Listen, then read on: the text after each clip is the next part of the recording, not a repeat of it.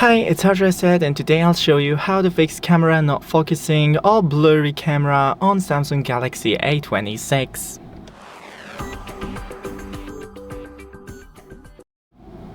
So first, open the camera app, and right here try just clicking on the thing that you want to focus on. So for example, when I'll be taking a picture of this plant, then tap on the plant to focus. Also, you can lock the focus by double tapping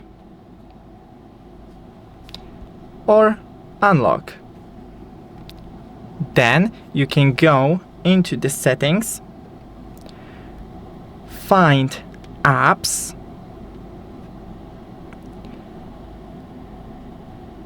then right here you should have the camera somewhere.